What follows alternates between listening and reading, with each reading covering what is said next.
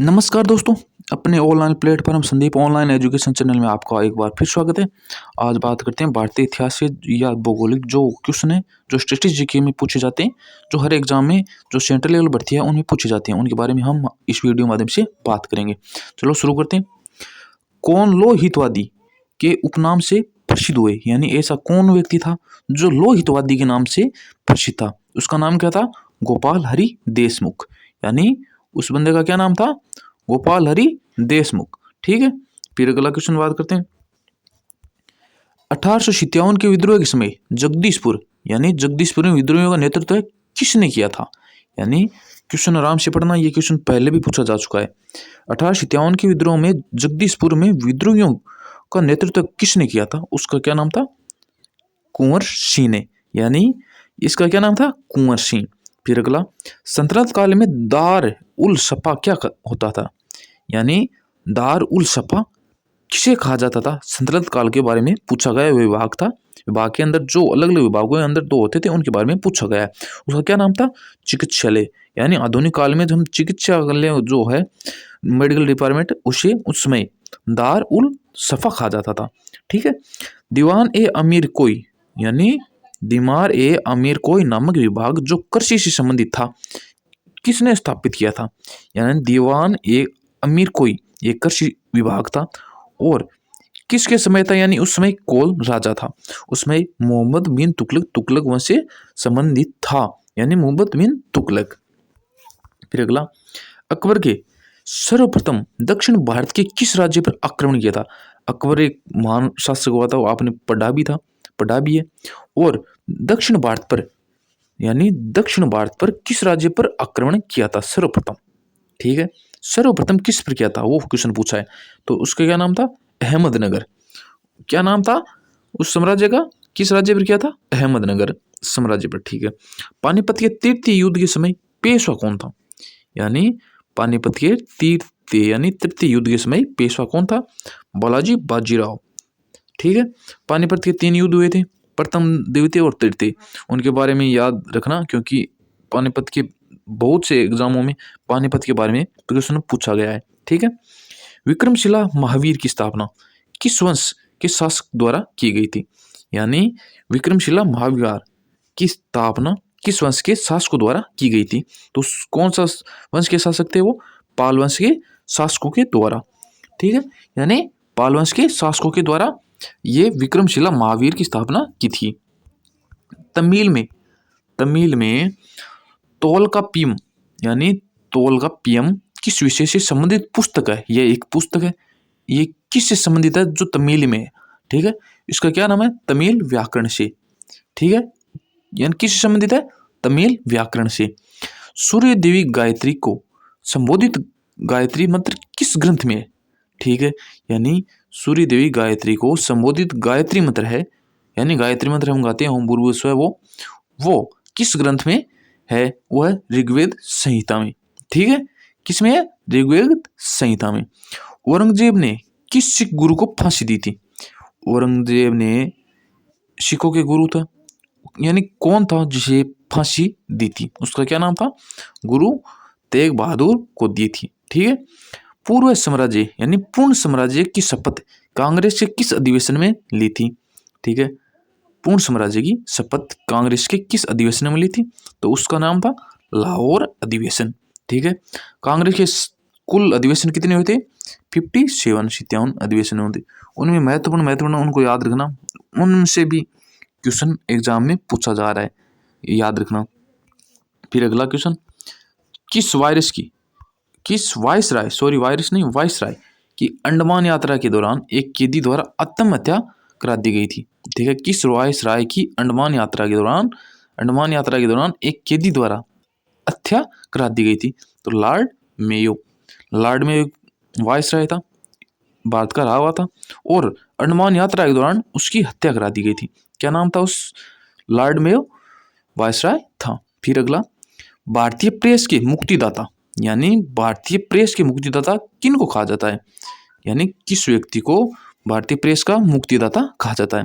तो sir Charles Metcalfe तथा Lord Macaulay, क्योंकि भारत में अंग्रेजों के आने के बाद में प्रेस पर कठिन से कठिन नियम लगा दिए गए, अधिक से अधिक कर वसूला गया, जिसके कारण प्रेस एक उस समय दब गई थी, यानी बहुत ही मुश्किल था कि ये प्रेस कर सके।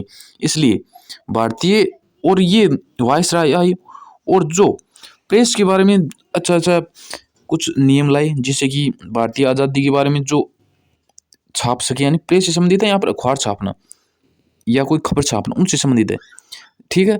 और उन्होंने आकर ये अखबारों के बारे में अधिक प्रयास करने के बाद में ऐसे प्रेस के बारे में मुक्तिदाता, यानी ये ऐसे नियम बना दिए जिससे आराम से प्रेसिंग हो सके, यानी आराम से अखबार छप सके और बांट सके, क्योंकि उन्हें फिर मुक्तिदाता कहा जाने लगा।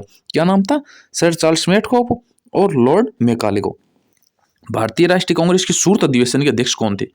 ठीक है, सूरत अधिवेशन के अध्यक्ष कौन थे? तो रास बिहारी घोष। भारतीय इतिहास के जो कांग्रेस के अधिवेशन आपको बताए थे 57, उनसे जो अध्यक्ष हैं शुरू से 1 से 4 और अंत की और कुछ कुछ बीच के हैं, यानी लाहौर अधिवेशन है या मुंबई के जो अधिवेशन है उनके कब हुआ, उनके अध्यक्ष कौन थे, ये याद रखना बहुत जरूरी है।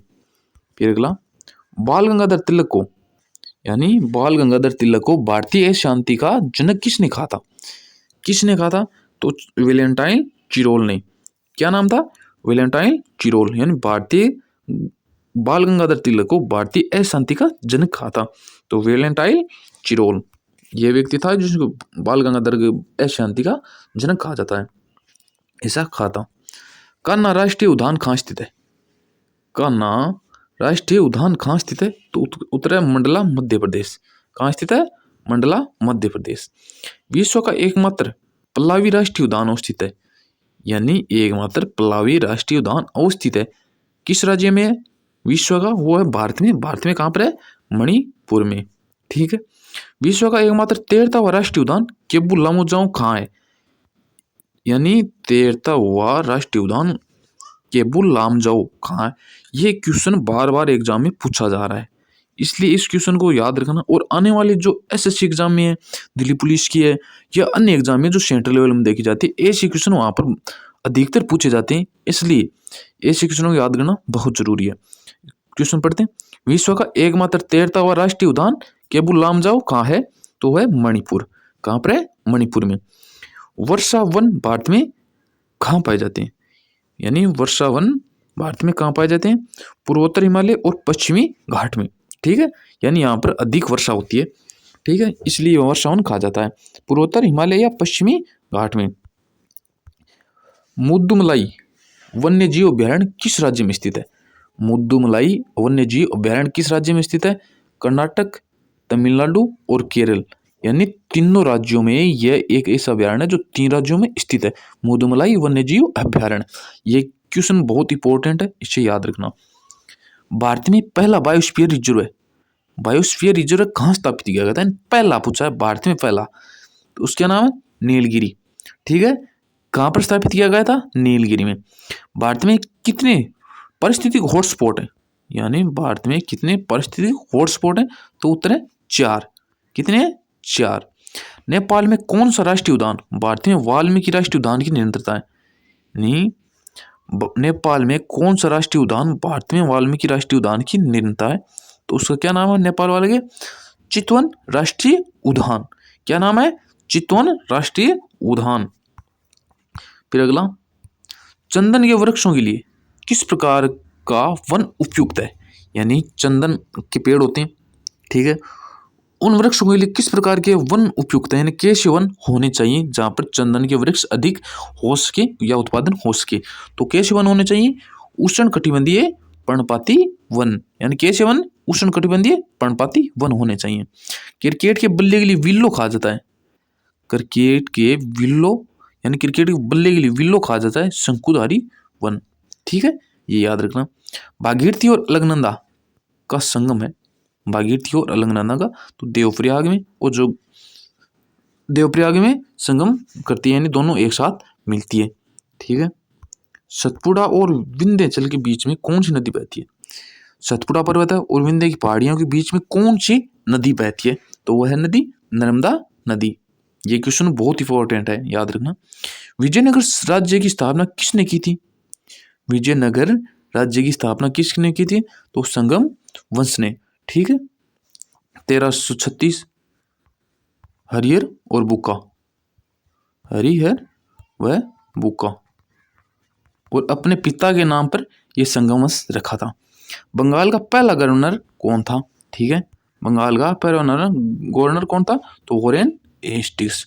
और पहला पूछे तो गवर्नर लिया गया बंगाल का, और भारत का पूछे तो अलग है, और वायसराय पूछे तो अलग है, याद रखना। भारत का प्रथम वायसराय कौन था? तो कैनिंग था, 1857 के बाद में बनाया गया था। और ठीक है, याद रखना गवर्नर वायसराय, ये याद रखना बहुत जरूरी है। उस राज्य का नाम बताइए जिसने पहली बार युद्ध में हाथियों का इस्तेमाल किया था। यानी ऐसा कौन सा प्राचीन राज्य था जिसमें पहली बार युद्ध में हाथियों का इस्तेमाल हुआ था? उसका क्या नाम था? मगध। मगध राज्य था, उसमें हाथियों का प्रयोग युद्ध के लिए किया गया। कौन सा पर्वत हिमालय श्रृंखला का अंग नहीं है? ये क्वेश्चन ध्यान रखना, इसमें नहीं दिया गया है। कौन सा पर्वत हिमालय श्रृंखला का अंग नहीं है? हिमालय श्रृंखला अरावली नहीं है, याद रखना। HTML में टैग किसमें परिबद्ध कुंजी शब्द से बंधे होते हैं? ये कंप्यूटर का क्वेश्चन है एक, ठीक है, याद रखना, कोई दिक्कत नहीं। कोष्ठी कोष्टक का बीच में एक क्वेश्चन आ गया। मंगल की परिक्रमा कक्षा में जाने वाले प्रथम एशियाई देश का नाम बताइए। मंगल की परिक्रमा कक्षा में जाने वाला प्रथम एशियाई देश कौन सा है? तो वो है भारत। कौन सा देश है? अपना देश भारत। वर्धमान महावीर ने परिनिर्वाण कहाँ प्राप्त किया था? वर्धमान महावीर ने परिनिर्वाण कहाँ प्राप्त किया था? पावा में। कौन सा स्थान है? पावा। भूकंप की तीव्रता मापने वाला यंत्र को क्या कहा जाते हैं? सीस्मोग्राफ कहा जाता है। आज के लिए इतना ही, इस कक्षा में इतने क्वेश्चन, और मिलते हैं अगले वीडियो में। और जो बच्चा चैनल पर नया है सब्सक्राइब कर लेना, संदीप ऑनलाइन एजुकेशन चैनल, और ये टेलीग्राम चैनल है उसे ज्वाइन जरूर करिए जिससे को आपको ये PDF मिल सके, और बेल आइकॉन जरूर दबाइए जिससे कि सबसे पहले आपको वीडियो का नोटिफिकेशन आए। चलो ठीक है, थैंक यू, जय हिंद।